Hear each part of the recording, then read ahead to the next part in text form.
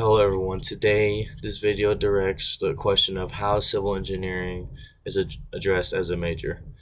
I interviewed two wonderful people by the names of Dr. Hernandez and Michael Lewis. Michael Lewis is an ASCE officer and is planning to intern in his new job next semester in Dallas. I'm not sure what the company name is called, but he's making big strides and he gave valuable and critical information to me, and I'm very thankful for that. And Dr. Hernandez, she is Associate Dean of Studies of Undergraduates and Associate Professor, and she gave me a great aspect of her whole journey, and I thought it was wonderful and amazing, and I'm very very very grateful to have both of them come on this video and talk today. But I'm gonna stop talking and let the interviews roll. Peace. Thank you all. So today we have Michael Lewis. Michael Lewis, special guest secretary of the ASCE chapter. I'm here to ask you a couple questions and get your little perspective and aspect on the major of civil engineering. Shoot. Question number one: what made you decide to become a civil engineer? Do you have any regrets? So there's a couple of answers to that question. So when I was in high school, you learn some of the basic skills that you learn for college. But I learned A, I don't really like English. B, I didn't really like chemistry. And C, math was okay and physics was actually interesting. So engineering kind of got shuffled in the mix as I kind of want to do that. As for civil, I'd already decided I didn't really like the other majors because they take all the other aspects, like they're very specialized, and civil is also specialized, but it's more applicable to the people. And it's not as complicated. And while it is hard,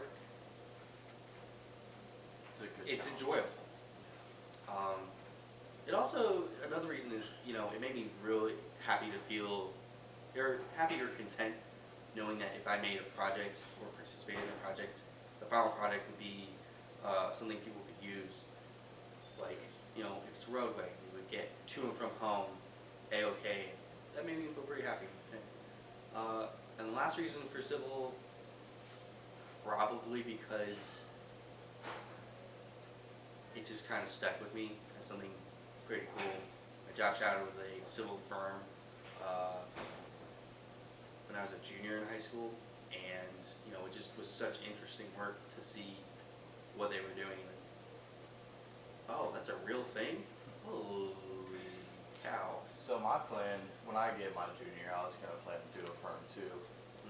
Go into like a summer thing and do the whole summer and do a job or intern job. Oh, a junior in college? Yeah, or maybe I'm not really sure, but I'm planning on doing the intern. But yeah, great answers, great answers. But I do not have any regrets thus far, other than what classes I have taken, I would have wished to take them in a different order or time. Some of them. I think that can say for anybody though. Yeah. But you never know. Cool. Alright, question number two. How do you feel about the CE engineering program given to the students at Tech? Do you believe anything could be improved? So I feel content with it, but the reason the way it is, like how it's made because of a thing called ABET. So they say you need to do these credit hours to be said, to basically say you learned something. It can be improved. There's always something wrong with something in the world. Like, even if you draw a straight line as straight as you can with a ruler, it's not straight.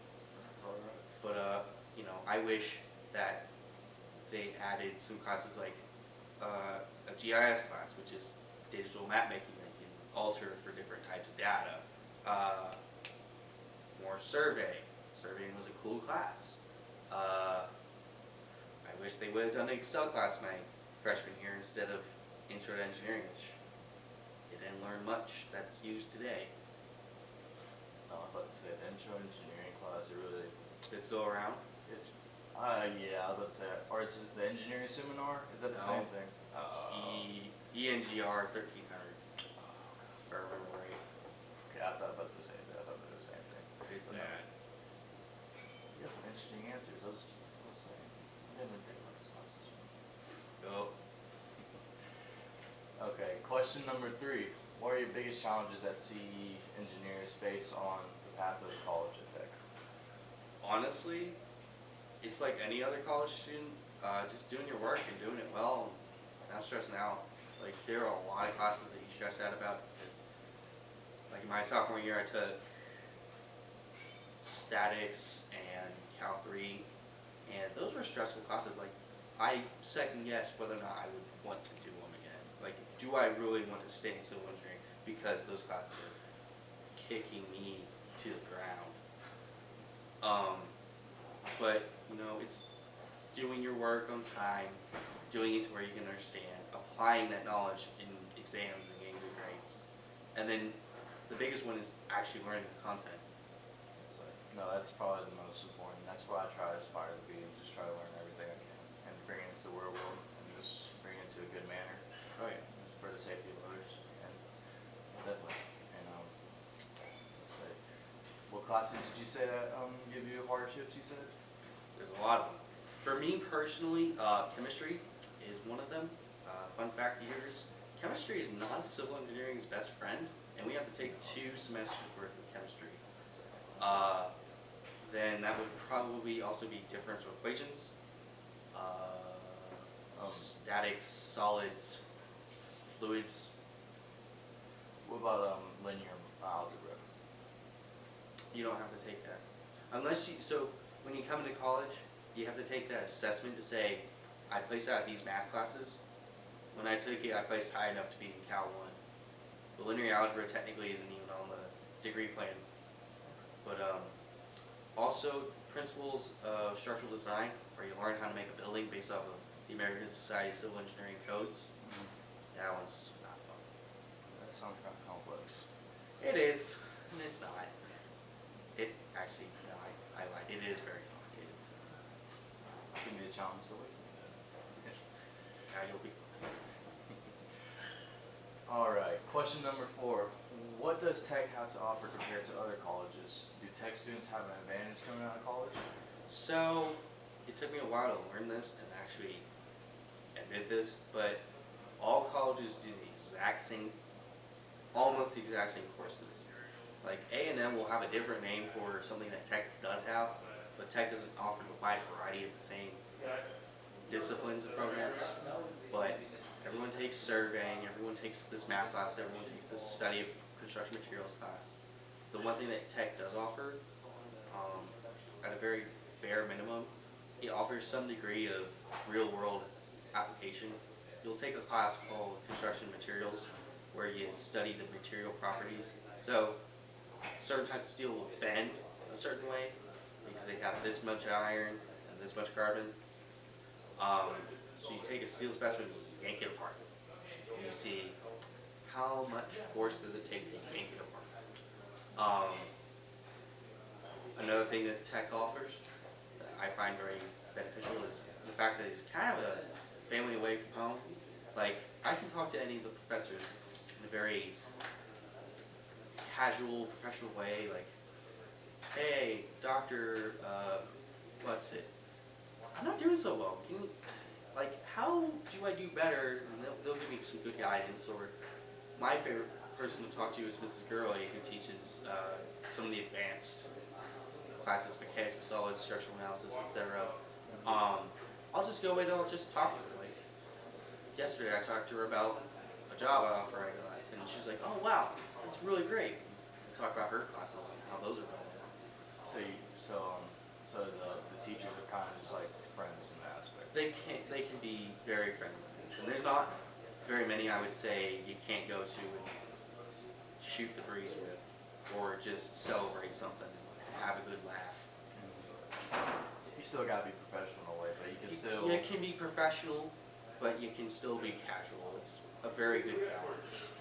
And one thing I want to ask on the international program. Yes. So what time or when does the engineering do that? So I went on a 3-part trip, and it was the first one that the engineering college did, and they only offered economic analysis.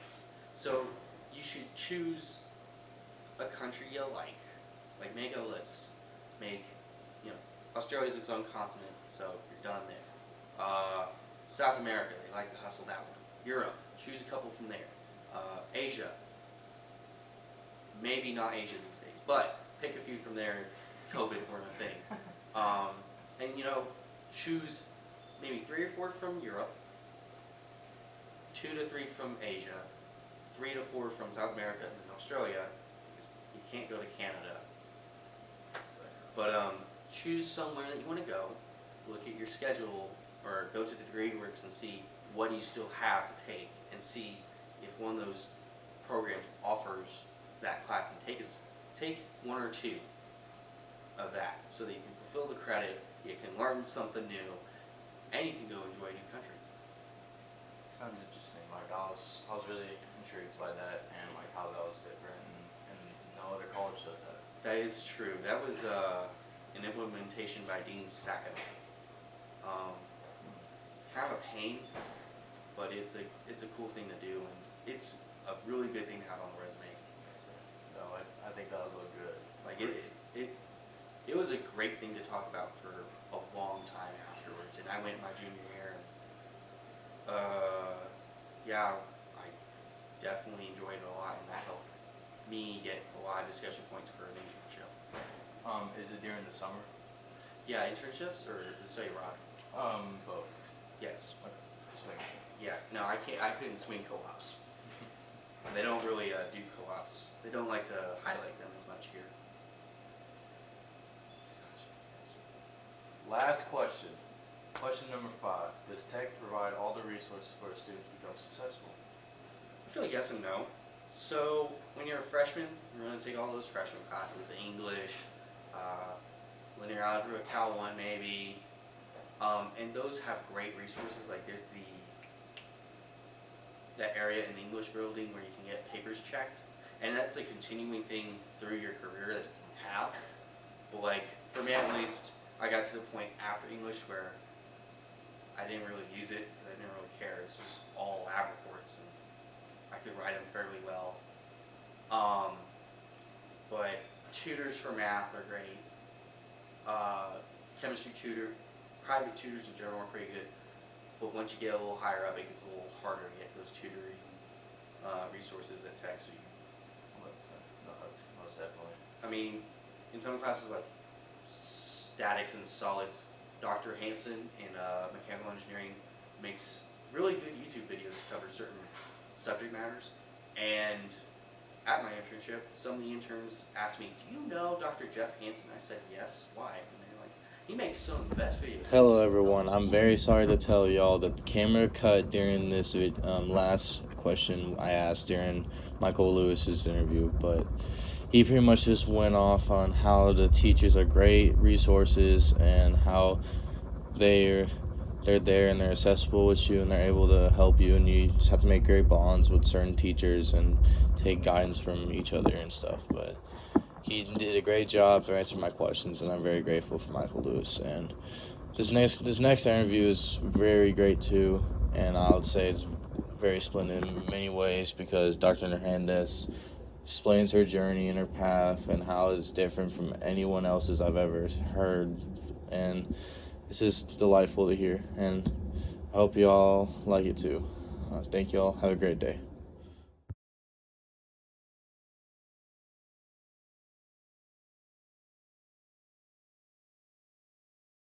Okay. So my first question today is, what made you decide to become a civil engineer? Do you have any regrets?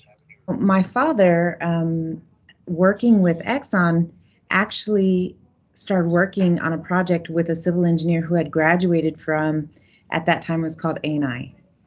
And he thought that was the smartest guy he ever knew, and he started talking to him about, he had this daughter, he didn't know what to do with her. And he actually told my dad, well, have her become a civil engineer because it's so wide, it's so broad, there are so many choices that she can then move into whatever she wants. And at that time, engineers, like I said, there weren't so many specifics as they are now. At that time, civil engineers were basically the people that you hired to be managers, almost like industrial engineers are now. And so he told me, you know what? you have to be a civil engineer. So I know it's probably not the answer you're looking for, Bradley, but actually there wasn't a lot of choice at that time, and I really had no access to information. So to the second part of that question, do I regret it? That's another interesting thing, because when I was going through school, one of the things that appealed to me about being a civil engineer is how connected they are with the public. Everything we design is for the public, and it really appealed to my, for lack of a better phrase, do-gooder personality. And I thought, I'm gonna like join the Peace Corps, and I'm gonna go and I'm gonna build roads and public works for these third world countries and things like that. And so that really appealed to me. And then I worked for TxDOT for a little bit, and I realized I wasn't so much interested in building roads. My emphasis, because every school that you go to will have an emphasis, the emphasis at my school was structures and transportation. That is different from the emphasis here. The emphasis here, actually, it's such a large program that you can do water resources, you can do environment, you can do anything here at Texas Tech. But mine only had the two emphases. And so I started working for TxDOT, and I realized that's not what I wanted to do. And I started feeling a little bit of this, I really didn't feel like I had a choice, and, and so I started talking to a professor who I had done some research with. He was an environmental engineering professor. And he told me, you know what, why don't you come back and get a master's in environmental engineering, because I know you want to join the Peace Corps. This was still a big dream of mine, and do some good in the world. And they're really needing environmental engineers. And so I started that program. I really then fell in love with the environmental engineering. Not like our program was not like the environmental engineering here at Texas Tech. That's more wastewater treatment and some air pollution technologies. Our environmental program was actually what they call here wet civil, which is basically large-scale watershed management and hydrology, things like that. And so that's where I really had a passion. Ironically, started working on that, and I realized that I can't work for other people because I don't like to do what other people tell me.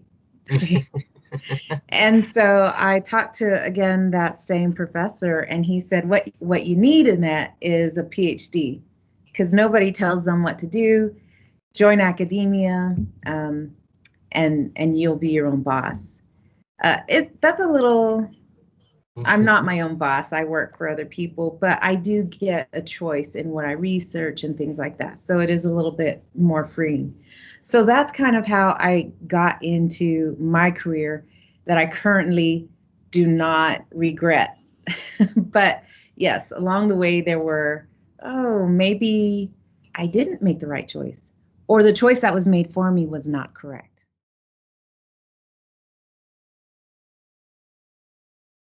How do you feel about the CEC engineering program given to students at Tech? Do you believe anything could be improved? Okay, so CEC is a huge range, first of all, because I'm a civil engineer, and so I feel more comfortable talking about civil engineering. Do I think there can be improvement? I think there can always be improvement in absolutely everything. I would really love for there to be more like, maybe not numerical methods per se, but more fundamental math and physics in the program. And the reason for that is because I feel like civil engineers can do a lot more than what they're doing.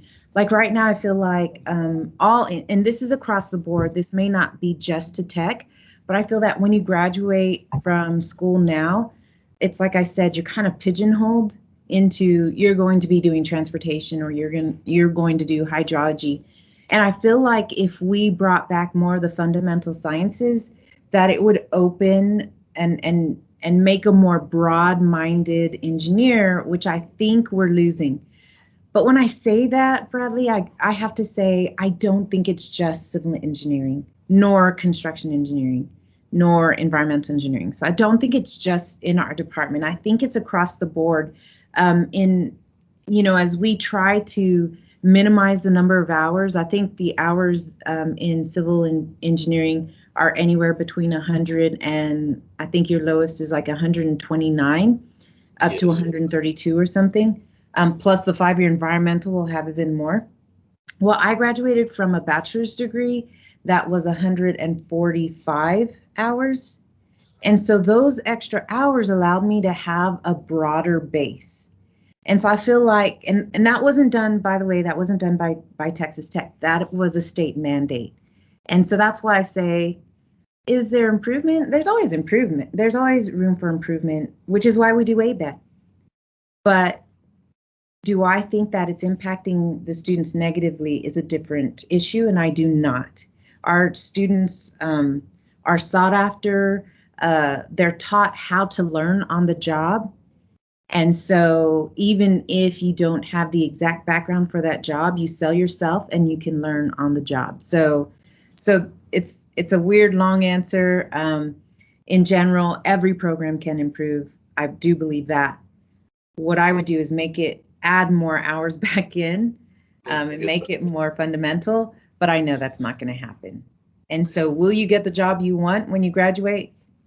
It depends on how you do it in school and what extracurricular you pick up and what internships you take. And then, yes, I think you're competitive with everyone, whether you're from A&M, UT, U of H, it doesn't matter, you're competitive. And so we do a good job of preparing students.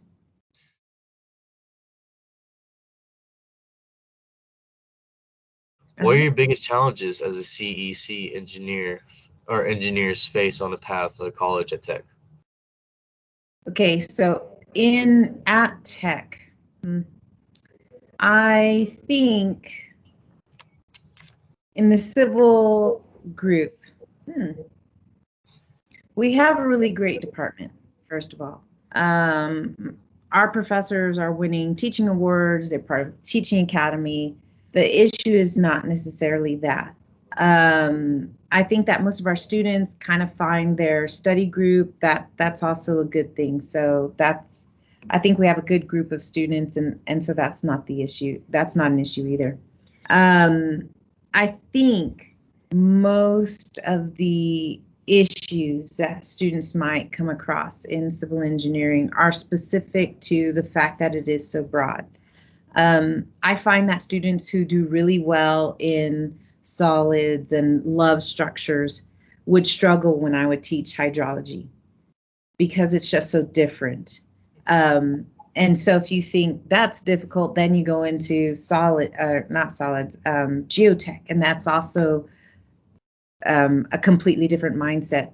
And so I think that some of the challenges for civil engineers specifically, but civil construction and environmental all kind of have the same base, is that the fundamentals are so broad that you need to have flexibility in your thought process and flexibility in how you learn things and flexibility in the type of classes that you excel in. So I still believe that civil engineers coming out are more flexible, well-rounded, and broader than other people, but it's a struggle getting through that part. So I think that's the biggest issue for civil and environmental and construction engineers.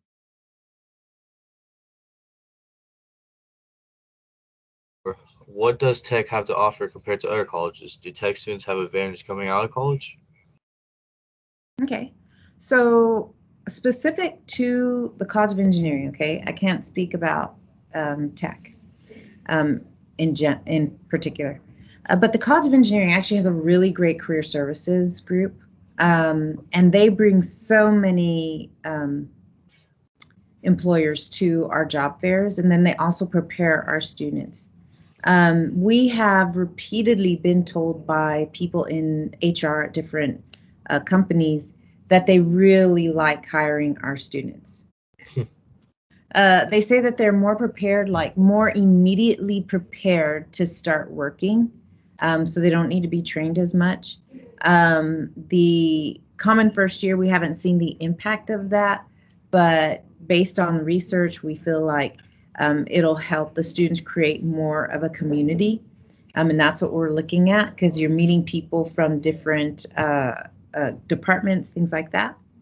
But I have to tell you, I'm a big believer in the need for more engineers. And it doesn't matter where you graduate from. If you graduate and have a passion for what you're doing, you're going to be successful. Like I feel like y'all's biggest help graduating from Texas Tech is all the services that we've provided. And so there's like this polishing that goes on for our students. But there's virtually no difference between you and someone from A&M or UT or anywhere else. The fact is that when an employer looks at your resume and talks to you, they're going to be more about you as a person and how you fit into their group. And they want to look at your passion for engineering.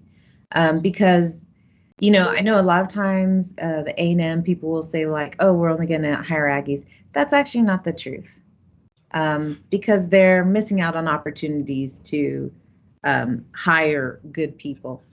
Our job placement rate is approximately 89%. Okay, the national average vacillates around 86%. So again, I go back to the services that we provide is what the employers are looking for. I know it's probably a weird answer because you probably didn't even think of that. You're like, I was thinking our degree program or something like that. But I really think it is the opportunities that we provide you guys to find that job and that internship. You know, we do have the international program, and that does make you unique. But it's more, what it really does is it's not about the international experience, is what it does to you as a person. So our research has shown, and also anecdotally as students come back from their international experience, they're more mature, they're more focused, they want to get out, and they're not afraid to move from job to job. And this type of attitude is the one that pushes them to be successful. So it's overcoming adversity, things like that. But all of it is about your personality and selling it. You see what I'm saying? Yes, ma'am. So I know this would be the time for me to say, oh, Texas Tech engineers are the best in the world. And some of them are the best in the world because they're doing what they're passionate about and they're able to sell themselves. Do you see? And that's what we provide, like confidence and a safe place to learn, opportunities to get jobs, to create resumes that stand out, things like that. We provide all of that for you guys as long as you take advantage of it. And that's, I think, what makes you guys unique. All schools have to follow ABET accreditation, so I don't necessarily think that any school is like doing some crazy math or something. You all have to have Cal 1 through Cal 3 and differential equations. So, you know, you all have to have physics. So it's not in that. It's got to be in the extra things that we provide for you guys, or at least give opportunities for you to take.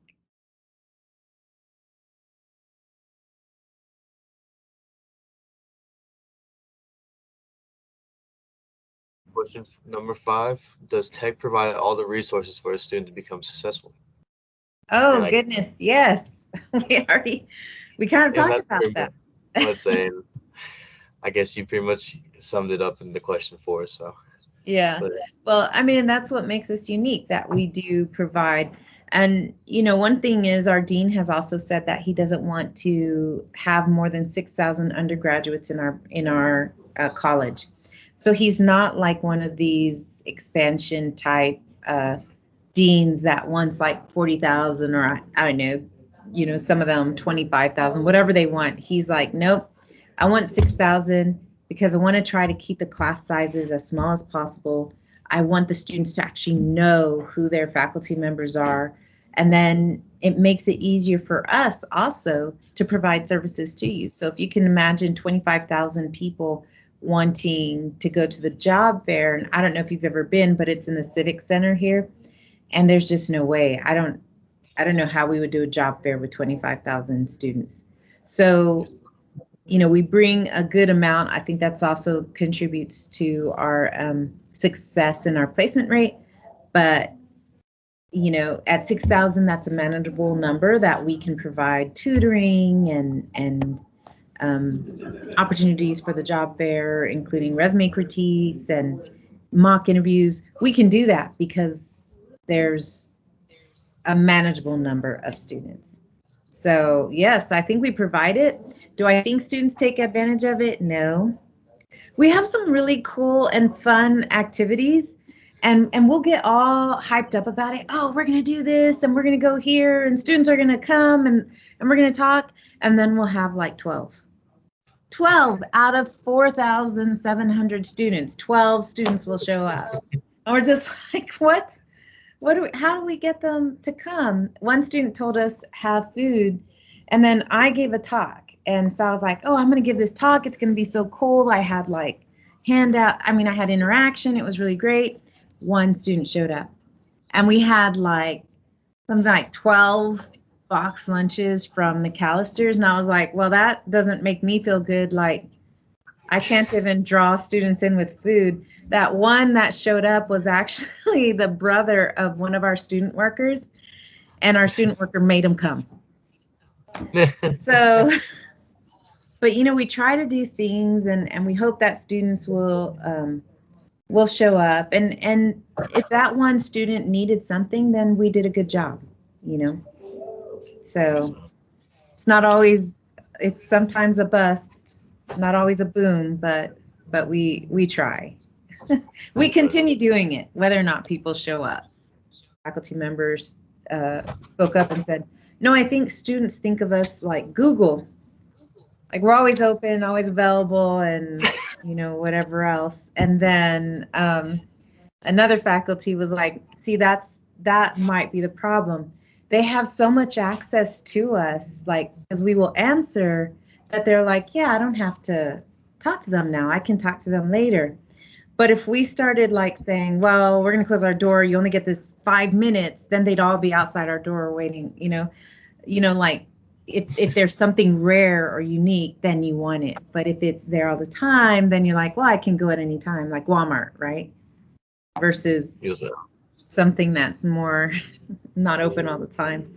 So, but we have to continue being available because that's what we like to do. Otherwise, we wouldn't be in academia. So, but if you see something, you should always think also, maybe I should go, like, get some friends and go, because that poor professor is going to be all by themselves. I'm Nobody's going to show up.